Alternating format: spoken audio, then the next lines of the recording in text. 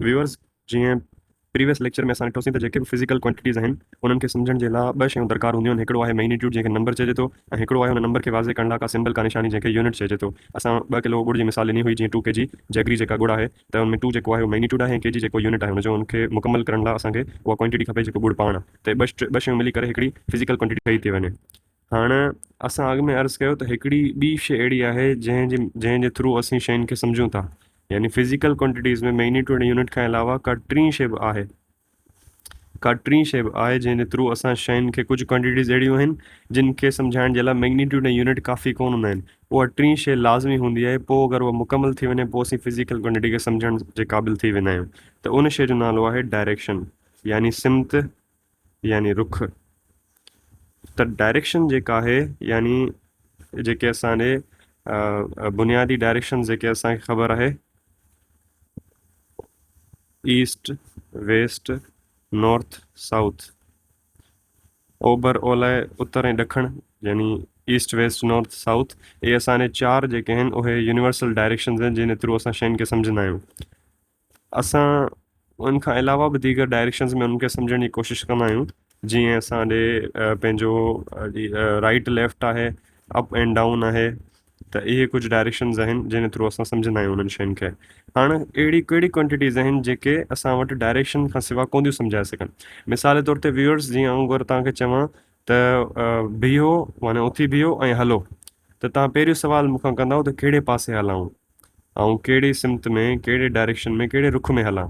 त इहो तव्हांजो सुवालु जेको आहे इहो ॿुधाए थो त मूं जेका तव्हांखे कमांड ॾिनी हुई, मूं जेको तव्हांखे कमु चयो आहे उहो अधूरो हुयो। ऐं भले तव्हांखे चवां त 2 मीटर हल, मिसाल तौर ते आऊं तव्हांखे चवां 2 मीटर्स जी तव्हां हिकिड़ी वॉक वठो, 2 मीटर हलो, त तव्हां मूंखां पहिरियों सुवालु कंदव त बाबा कहिड़े रुख में, विच वे, कहिड़े तरीक़े सां, कहिड़े रस्ते ते हलां, कीअं हलां, कहिड़े पासे हलां। त इहो विच वे वारो जेको आहे, कहिड़े रस्ते ते, इहो असांजो हल कंदो इन डायरेक्शन वारे मसइले खे। त ख़बर पई त कुझु शयूं अहिड़ियूं आहिनि जिन जे लाइ डायरेक्शन जो हुजणु लाज़मी आहे। जीअं असां अॻु में मिसाल ॾिनी हुई 2 किलो गुड़ वारी, त उन मिसाल में डायरेक्शन जी ज़रूरत कोन्हे। मतिलबु अगरि तव्हां दुकान वारे वटि वञो था, किरयाने वारे वटि, त उनखे तव्हां चओ मूंखे 2 किलो गुड़ ॾे, त तव्हां उनखे इहो कोन चवंदव मूंखे 2 किलो गुड़ ॾे पर ओभर, यानी ईस्ट जी तरफ़, ईअं कोन चवंदव, या मूंखे 2 किलो गुड़ ॾे नॉर्थ जी तरफ़, या वेस्ट जी तरफ़, या साउथ, या मूंखे 2 किलो गुड़ ॾे पर राइट पासे खां। त उहो चवंदो छा बेवकूफ़नि वारी ॻाल्हि पियो करे। इहे क्वांटिटीज़ जे लाइ हुनखे बि ख़बर आहे त इनखे सम्झाइण जे लाइ डायरेक्शन जी ज़रूरत आहे ई कोन, कि रस्तो ॿुधाइण जी ज़रूरत आहे ई कोन। या मिसाल तौर ते आउं पंहिंजे माइट खां पुछां त बाबा टाइम ॿुधा पर लेफ्ट पासे, त उहो चवंदो इहो कहिड़ो सुवालु आहे, टाइम ॿुधा लेफ्ट पासे, टाइम त हर पासे साॻियो आहे, त को फ़र्क़ु ई कोन्हे हुन में। त कुझु क्वांटिटीज़ आहिनि जिन खे असां चऊं था जिन ते डायरेक्शन जो फ़र्क़ु कोन थो पवे ऐं कुझुनि ते डायरेक्शन जो फ़र्क़ु पवे थो। त मैग्नीट्यूड ऐं यूनिट जे हिसाब सां क्वांटिटीज़ 2 क़िस्मनि जूं थी वियूं। हिकिड़े खे असां चयो हुयो फंडामेंटल ऐं हिकिड़े खे असां चयो हुयो ड्राइव्ड। त फंडामेंटल ऐं ड्राइव्ड जेके आहिनि उहे थी वियूं हुयूं इन जे हिसाब सां। ऐं अॼोके निशिस में असां ॾिसांसीं डायरेक्शन जे हिसाब सां फिज़िकल क्वांटिटीज़ खे किन 2 हिसनि में विरायो वियो आहे। त डायरेक्शन जे हिसाब सां फिज़िकल क्वांटिटीज़ खे 2 पार्ट्स में स्प्लिट कयो वियो आहे। हिकिड़े खे चइजे थो स्केलर ऐं हिकिड़े खे चए थो वेक्टर क्वांटिटीज़। त स्केलर क्वांटिटीज़ उहे आहिनि जिन वटि मैग्नीट्यूड बि आहे, यूनिट बि आहे, सिर्फ़ु डायरेक्शन कोन्हे। ऐं वेक्टर उहे आहिनि जिन वटि मैग्नीट्यूड बि आहे, यूनिट बि आहे, डायरेक्शन बि आहे। त हिन खे असीं हिकिड़े डिफरेंस जे थ्रू सम्झण जी कोशिशि करियूं था।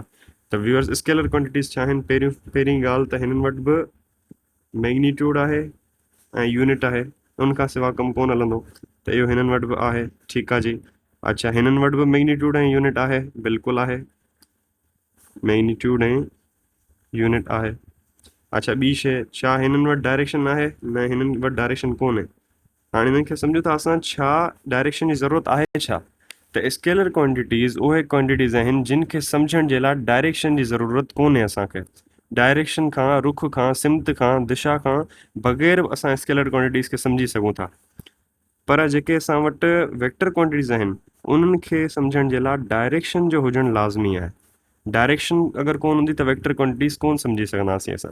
जीअं असां तव्हांखे 2 मिसालूं ॾिनियूं, असां दीगर मिसालूं ॾींदासीं। अच्छा, जीअं टीं ॿी ॻाल्हि आहे त स्केलर क्वांटिटीज़ खे हल करण लाइ तव्हांखे कहिड़ा तरीक़ा खपनि था, माना इहे क्वांटिटीज़ जिन खे सॉल्व कीअं कजे, इन खे सॉल्व कीअं कजे। त इन्हनि खे सॉल्व करण लाइ तव्हां सिंपल एर्थमेटिक तरीक़ा यूज़ करे सघो था। सिंपल एर्थमेटिक तरीक़नि सां छा मुराद आहे? उहो उन सां मुराद आहे तव्हांजी प्लस माइनस मल्टीप्लाई डिवाइड। ये चार जेके बेसिक ऑपरेशन आहिनि इन्हनि जे थ्रू ई तव्हां इन्हनि स्केलर क्वांटिटीज़ खे हल करे सघो था। ऐं जबकि हिते जेको आहे इहे सिंपल इन्हनि खे सॉल्व करण लाइ सिंपल अर्थमेटिक तरीक़ा कमु कोन ईंदा। इन्हनि खे सॉल्व करण लाइ असांखे जियोमेट्रिक या ट्रिग्नोमेट्रिक तरीक़ा हुजणु लाज़मी आहिनि। जियोमेट्रिक या ट्रिग्नोमेट्रिक मेथड्स यूज़ करणा पवंदा हिते ऐं हिते। इहे असां वटि इन खां सवाइ कमु कोन हलंदो।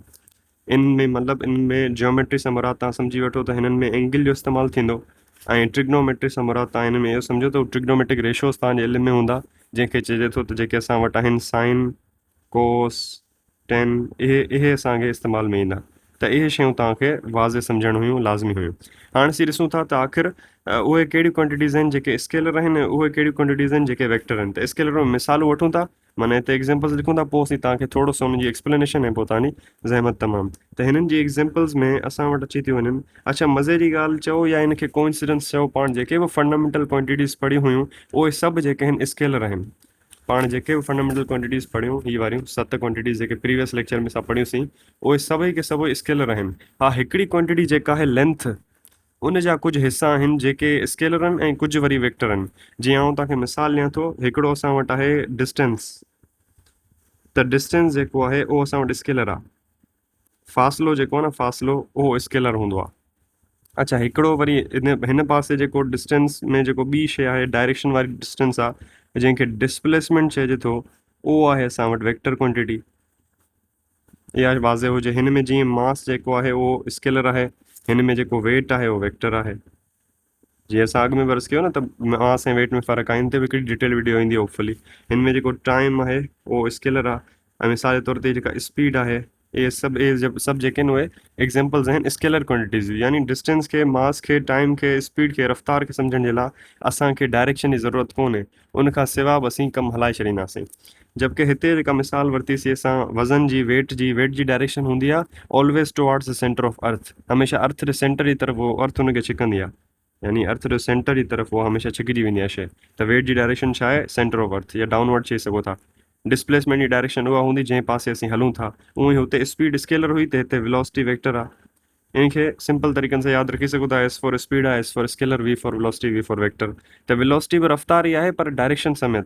जीअं मिसाल जे तौर ते आउं तव्हांखे चवां त तव्हां वञो पिया, फॉर एग्ज़ाम्पल मिसाल जे तौर ते रस्ते में तव्हांखे तव्हांजो दोस्त मिली वियो, उहो तव्हांजे पुठियां वेह मोटरसाइकिल ते ऐं उहो तव्हांखे चए बाबा हल, त तव्हांजो पहिरियों सुवालु हूंदो बाबा किथे हल, कहिड़े पासे हल, किथे तुंहिंजो कमु किथे आहे, कहिड़े रुख में आहे। त इहा जेका आहे उहा शइ अची वई असांजे वेलोसिटी, मतिलबु तव्हांजी रफ़्तार आहे पर कहिड़े पासे आहे, कहिड़ी सिमत में आहे। ऐं जेको तव्हां फ़ासिलो तइ करियो पिया उनजो को रुख हूंदो त उहो डिस्प्लेसमेंट आहे।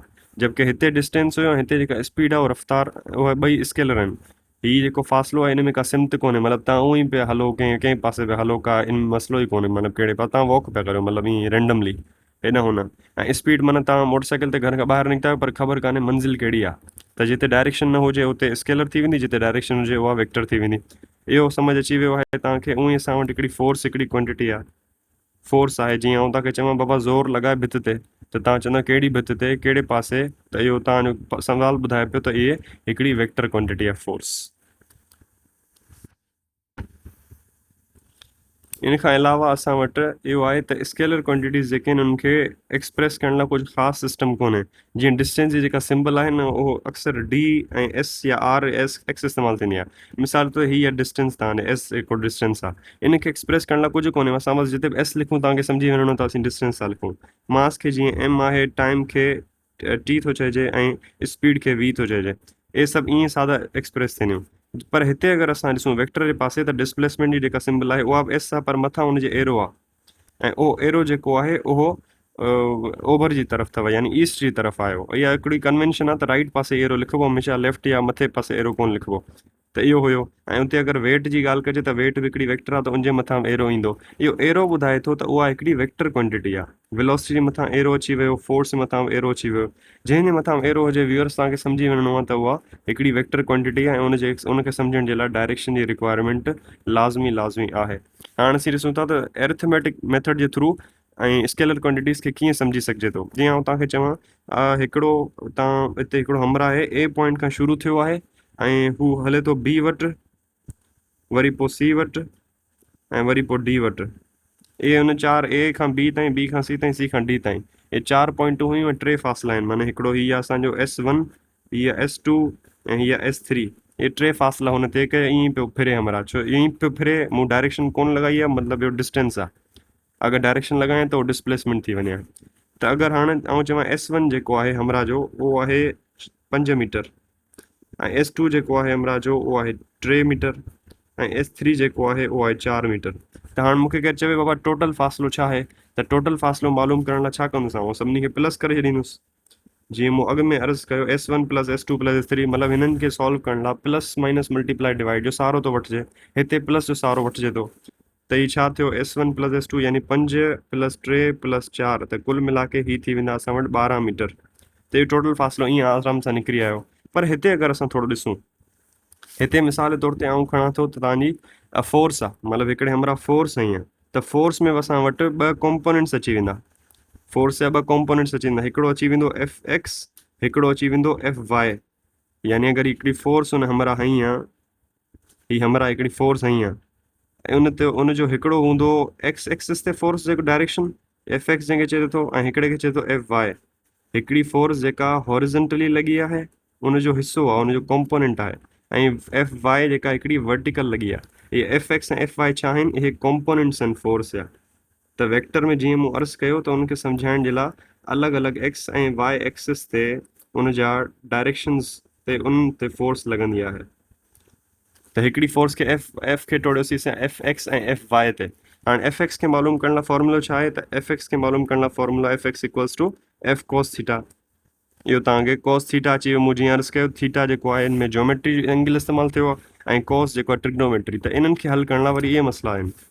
ऐं पोइ अगरि केरु चवे त Fy जेका आहे उहा घणी आहे, त Fy जो फॉर्मूलो आहे F sin थीटा। त इहे तव्हां वटि फॉर्मूलाज़ आहिनि। हाणे इन्हनि खां बाद इहो जंहिं महिल तव्हां करे बसि कंदा Fy F cos theta, Fx F cos theta ऐं Fy F sin थीटा मालूम करे बसि कंदा, पोइ तव्हां इन्हनि ॿिन्ही खे जोड़ींदा, त तव्हांजी टोटल फोर्स जेका ठहंदी उहा ठहंदी Fx प्लस Fy। ऐं इहा हिते कोन थो रुके, इन जो हिकिड़ो फॉर्मूलो अलॻि आहे, उहो आहे ही फॉर्मूलो जेके पैथागोरस थ्योरम मां ठहियो आहे। पैथागोरस थ्योरम चवे थो न तव्हां वटि त हाइपोटेनस जो स्क्वायर बराबरि आहे परपेंडिकुलर जो स्क्वायर प्लस बेस जो स्क्वायर। ॼाण अगरि ही हाइपोटेनस आहे, यानी हाइपोटेनस हुयो ही, ऐं हीअ असांजो परपेंडिकुलर हुयो, असांजो बेस हुयो। अगरि हिते वाज़े न पियो थिए त आउं हिते डिटेल वीडियो ठाहींदुसि, हिते सिर्फ़ु मुख़्तसरनि तव्हांखे सम्झाइण जे लाइ त वेक्टर्स असल में आहिनि केॾी भला।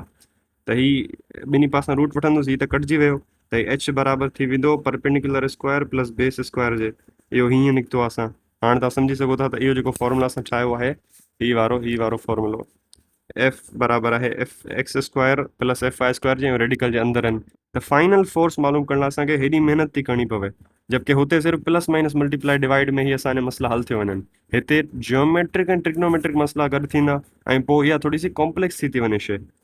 ऐं इहो असांखे सिर्फ़ु हुनजो मैग्नीट्यूड मालूम थियो आहे फोर्स जो, ठीकु आहे न। फोर्स जो हाणे डायरेक्शन मालूम करण लाइ वरी असांजे अलॻि फॉर्मूला आहिनि, जीअं थीटा बराबरि आहे Fy अपॉन Fx जे। इहो वरी अलॻि मसइलो आहे। मसो कुल मिला के ॿुधायां तव्हांखे त हीउ सिर्फ़ु तंहिं करे पिया सम्झायूं ताकी वाज़े थी वञे त स्केलर ऐं वेक्टर क्वांटिटीज़ छा आहिनि ऐं उनमें फ़र्क़ु कीअं कजे।